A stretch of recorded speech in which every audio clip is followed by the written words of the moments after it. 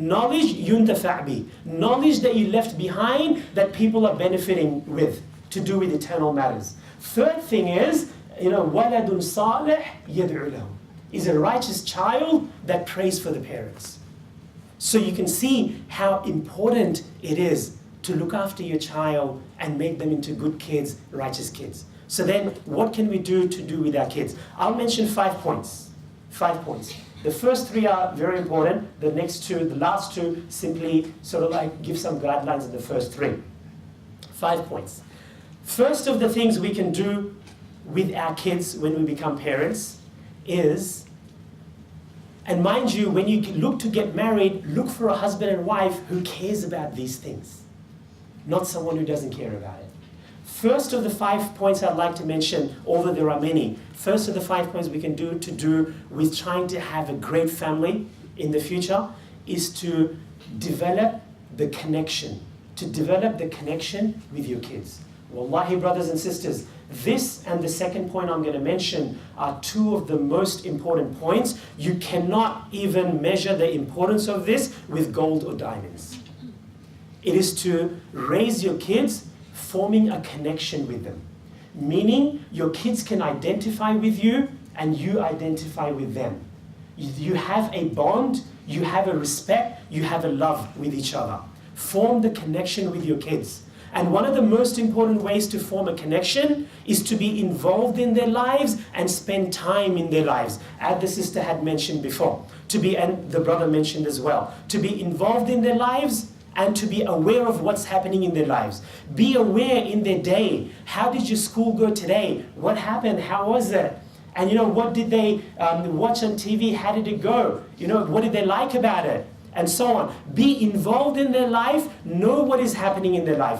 But when you're trying to form connection with anybody, whether it's your child or your spouse, one of the most important things to keep in mind is you want to form connection in a way that they feel loved, not the way you think you should be with them. So sometimes your kids, if that's who you're trying to form connection, or your husband or wife, sometimes some kids, they might feel my dad loves me, my mom loves me, if you just hug them. Some other kids might think, stuff the hug, I want a present, I want a gift. Right? People are different. Somebody else may say, well, look, I don't care about the gift or the hug or anything. What I care about is that my mum is there with me. My dad is there with me. I want to spend some good time with them, some quality time with them. So then, see what it is that your kids identify and give that to them. See what it is. I'm not saying to spoil them, but I'm talking about how to form connection. So if your kid likes to play football, spend some time doing something like that with them. If your kid likes to sit and maybe, watch something on TV, then choose something good on TV and sit with them and watch and talk to them and connect with them and bond with them. So basically, point number 1 is to form that connection. And brothers and sisters, I mentioned today that the generation gap was not there before. I mentioned today before that the problem with the teenagers, it was not there before. The teenage phenomenon to some extent was, but the problem wasn't. But even though that these problems are there today, do you know how you can overcome these problems? That is by this point, forming connection with your children. If you form connection, you see, Allah subhanahu wa ta'ala from His wisdom, as soon as the baby comes into the world, the first person it forms connection with? Itself. Right? Itself. They say that little kids are more or less, thinking about themselves. But basically, as they start growing, it's the mum and then the dad. Mum and then the dad. I was told, just as an aside, they said that a girl, if you have a daughter, I don't know, does anybody have a daughter here? Nobody? Okay. I think the young people don't want to own up that if you do have it. Okay. They said to me that a daughter usually ends up being dad's girl. Right? That's what I was told. They said daughter ends up being dad's girl. I don't know. Is that true? Well, we hope so. Right? Okay. Now, I had a daughter. When I had a daughter, I said, all right, dad's girl. But initially, she was all mum, mum, mum. I thought, damn. Then, as my daughter hit the 3-year level, it started becoming, Dad, Dad, Dad, Dad. So I realized you need to give them a bit of time to form that bond, right? So it comes. It's going to come, right? So don't think it's just, oh, mummy taking away the kids. No, you're going to get it too. There'll be time when they'll run to you more than mum. Yeah, okay. Anyway, no, I don't want to compete with my wife. Anyway, so basically, the first thing is forming connection. When you form connection with your kids in young age, and Allah made the kids predisposed such that at young age, they trust their mum and dad more than the whole world. And at that time, if you live up to that trust and form that connection, you will never lose it as long as they live and you live. You will never lose it after. They can become teenagers. They can have the coolest kids on the block as their friends. But mum and dad will still be the number one. So this connection, point number one, very, very important. And form connection the way that they feel it, the way they identify with it. Let's move on to the second point. Remember I said first and second point are the most important. What's the second point that we can do for our kids? The second thing is, as you're forming connection, for what reason are you forming connection? Let the connection you form with your kids be for a higher purpose in life. Let the connection you form with your kids, let it be for a higher purpose in life. Let them know that every second of your life is for that higher purpose. It's not for money. It's not for becoming powerful. It's not for being the rich person. No, it's not for being the popular person. It's for a higher purpose in life. Connect your kids with the higher purpose in life, and that is God and the purpose of life on earth. Connect the kids with the purpose in life and their Creator. This is the second thing. These two, if you do nothing else and you just do this, brothers and sisters, you've given your kids the greatest gift in their lives. So keep this point in mind. They form that connection with the higher purpose in life, meaning with God, with Allah, and the purpose of life. How do you do that? How do you do that?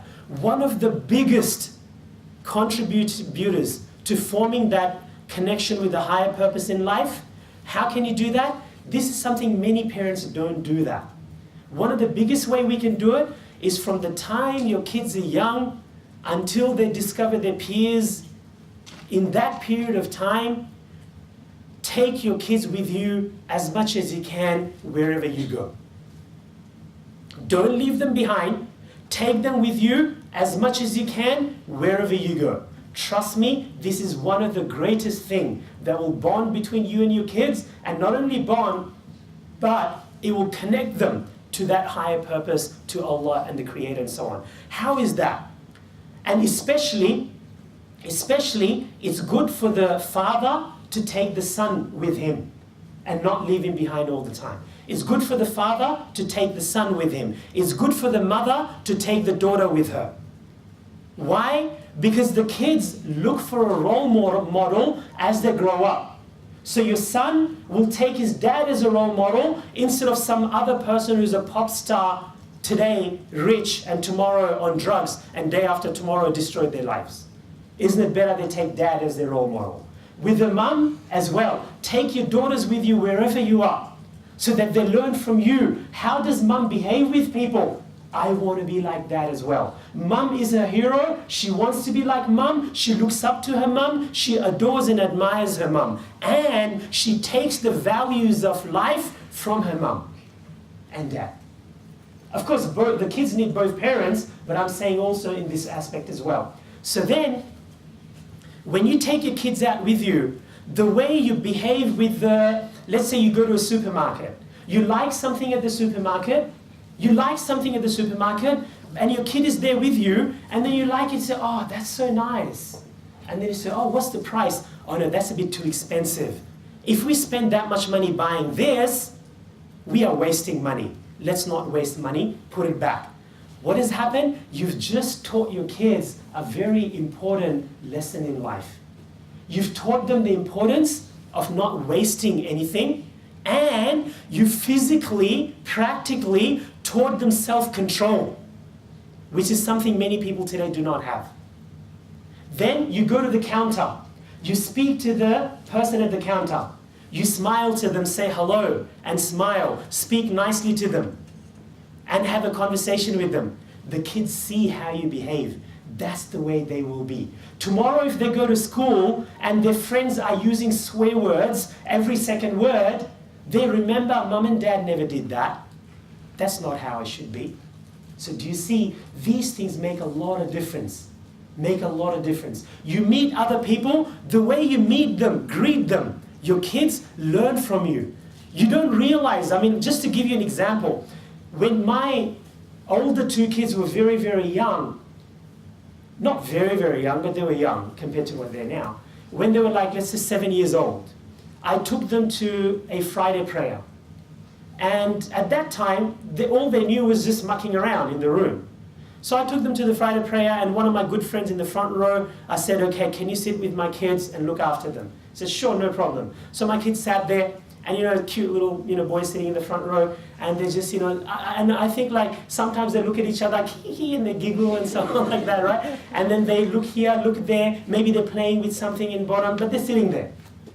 I finished the whole prayer, the khutbah, the prayer, then we're driving home. And then they're playing in the seats in the car. And then they said, oh, Dad, by the way, in the khutbah, they said, Dad, by the way, when you were standing up there and talking, you said this. Can you explain a bit more to me what you were saying? Can you imagine that? They actually remembered the khutbah longer than any adult remembers the khutbah. SubhanAllah. But the point is, they actually remembered what I mentioned in the khutbah, and they understood a part of it as well, and I thought they weren't even listening. So taking your kids with you makes a big difference. They pick up values from you, they pick up behavior from you, and later in life, they will not behave the way maybe the other people on TV behave in a bad way. And they will take you as a role model, and you can communicate those values and pass them on. So now, you might say, oh, my kids, oh no, come on, I don't want to take my kids all the time with them, what a nuisance. Then my wife was telling me just 3 days before I came to New Zealand, just the day before I came, my wife was saying she was there at work, and some of the nurses said, she works in the hospital, some of the nurses said to her, do this, and you can leave your kids at home, and you can get a kids-free day for 1 day. And my wife was saying to the nurses, what? Why do I want to have a kids-free day? They're the greatest things in my life. Well, I'd like to think I am, but let's say the second greatest thing. She said, they're the greatest things in my life. Why do I want to have a kids-free day?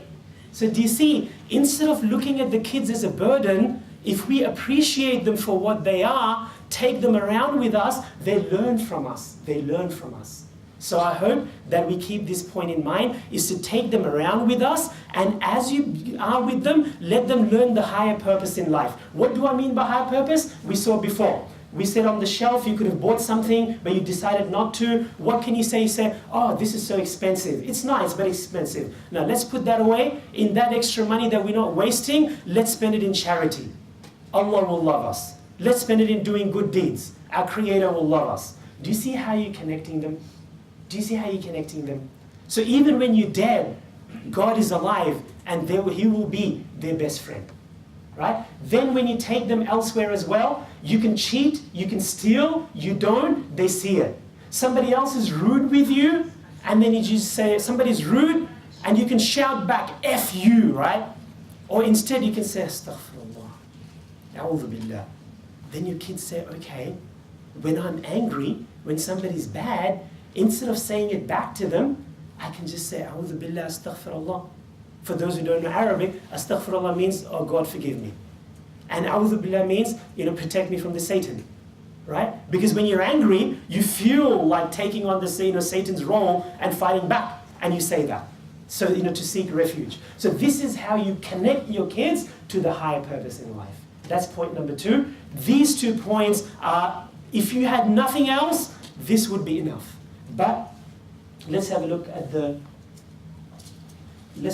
third of the 5 points that I wanted to mention now. The third point I wanted to mention is, these are the 2 main points, but the third point is, try to provide a healthy alternative in a balanced, moderate way for your kids.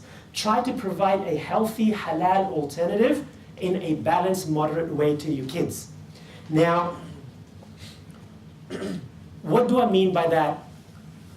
Computer games, they're fun, aren't they? Computer games are fun. But do you know that when a kid sits there and just plays computer games, with the, I don't know if today's computer games, I remember in my days, how they were. But, the kids, they play all their computer games, it's so fast. They're driving a car, they're shooting, doing whatever, they're playing the computer games, right? Now, kids who play computer games day and night, I have observed this, and other therapists have mentioned this as well, that these kids, they are not able to concentrate on something for a long time.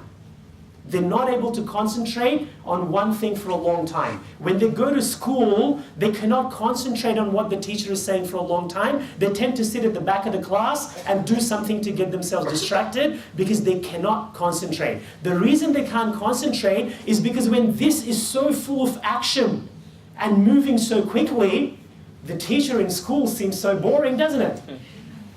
So that's why if you do, maybe a little bit of computer game, okay.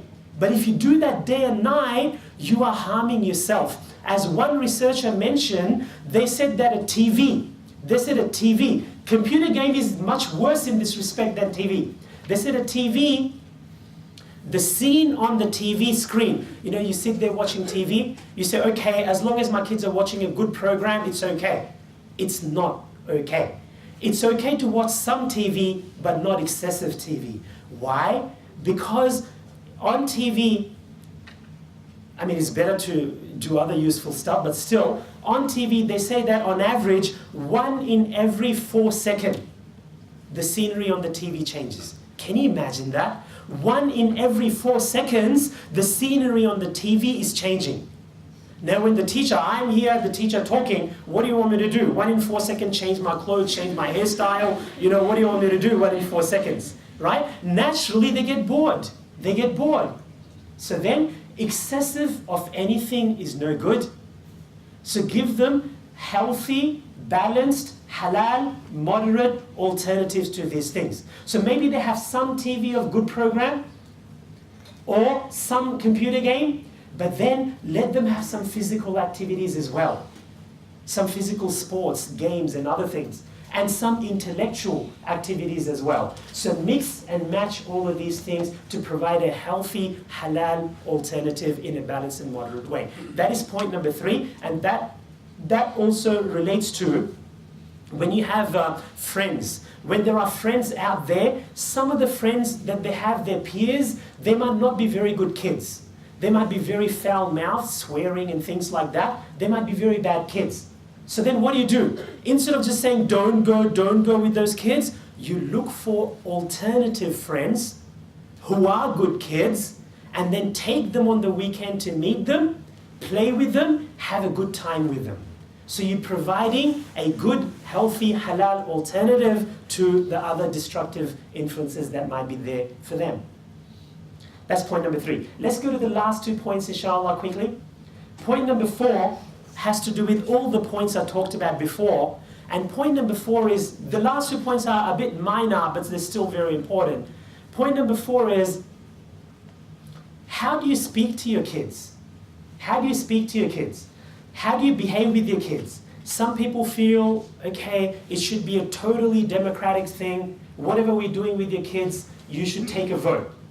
So your kid is about 7 years old, you say, okay, son, daughter, do you want to sit and do homework, or do you want to go and watch a movie in the cinema, right? So some people think you take a vote.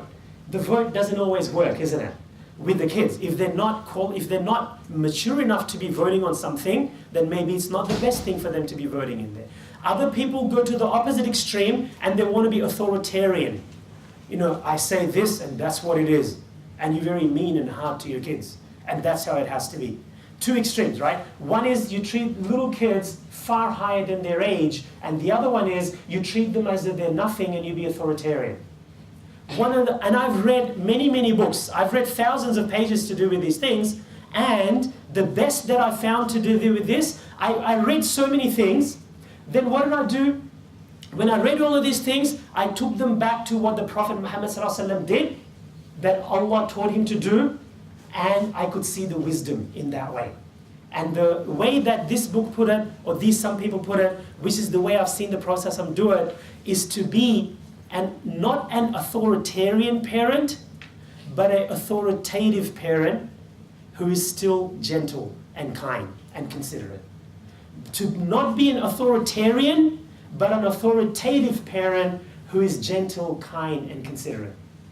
What does that mean?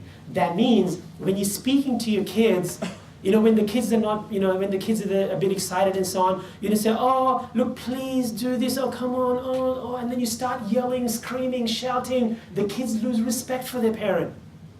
Instead, try. It's easier said than done, but if you start it from the beginning, it helps later on. Try, as these people advised, try from the beginning. You speak in a calm, collected manner, in an authoritative manner. In an authoritative manner. So you say, now imagine Brother Bilal, 15 years ago, right? Oh, what a naughty mess, right? Brother Bilal 15 years ago. Now let's say he's my son. So I would say to him, I would say, Bilal, you've had enough play. Now go to your room and do your homework. Good on you, thanks. You see, this is authoritative. You're not begging him. You're not putting yourself down in an indignified way.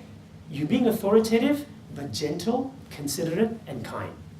You say, Bilal, that's enough play now. You can play again later. Now it's time for homework.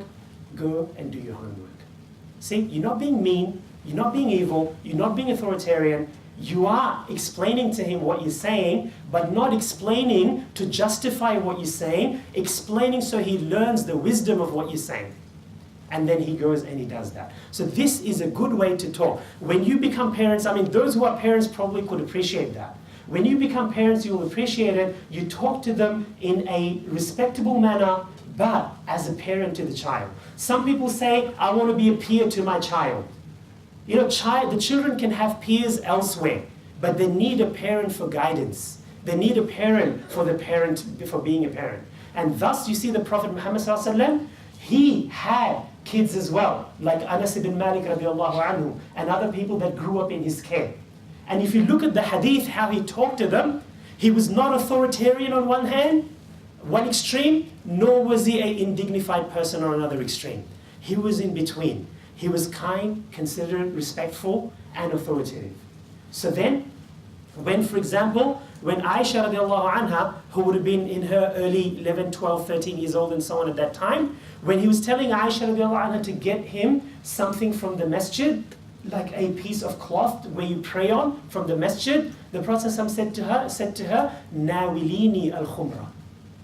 He said, Nawilini al-khumra. If you know Arabic, this is fi'l al-amr. So he just said to her, get me a mattress, get me a prayer mat. Right? He didn't say, oh, please do this, oh no, and then he didn't do that. Nor did he say, you mean woman, go and get me this. Right? He wasn't one extreme nor the other extreme. He was respectful, kind, considerate, but at the same time, he was authoritative as well. So this is, as I said, I've read many books. I found this to be the most practical, this to be what the Prophet did, and Allah knows best. Talking to your kids in this way, they see that you love them, they see you respect them, they see that you care for them, and you're considerate to them, you're not mean to them, but at the same time, they know that you are their parent. And another point that some of the researchers mentioned is, as I just alluded to before, they said, when you're talking to your kids, you don't have to give a long, elaborate explanation for everything to justify what you're saying. You give an explanation not to justify what you're saying, but to help them to learn and become wise about life. That's what you give them explanation for, so that they feel happy that my parent is not being mean. But what I mean by justification is, the kid might be only 5 years old, and you say, oh, don't go and play with the iron. And then you might say, because the iron might fall off the ironing board. So the kid might say, well, I'll play without making it fall down. So you've given your justification, the kid thinks it's not good enough, justification, he goes and he plays with the iron. You forgot to mention that it was hot, and now he discovers that. Right? So the point is, you don't have to justify that, if you like my reasoning, then listen to it. No, you have to listen to it. You say it in a nice way, but you give an explanation so that they appreciate the wisdom, they learn wisdom, they grow in wisdom. And then, because of the way you say it, they grow in a bond with you at the same time as well. So you see, you're respecting them, you are being considerate and kind and gentle, and yet at the same time, there is a world of difference between the experience of life, and as a result, you're not being one extreme or the other, but as a parent, you're speaking to them. I'll leave you to read more on that yourself later on, inshallah. The last to the point with your kids is it's good to use emotions in a dignified way. It's good to use emotions in a dignified way with your children, to do their tarbiyah, to do their upbringing, to do the child rearing. It's good to use emotions in a dignified way. What do I mean by that? When the kids are young, they don't understand, a lot of talk. Maybe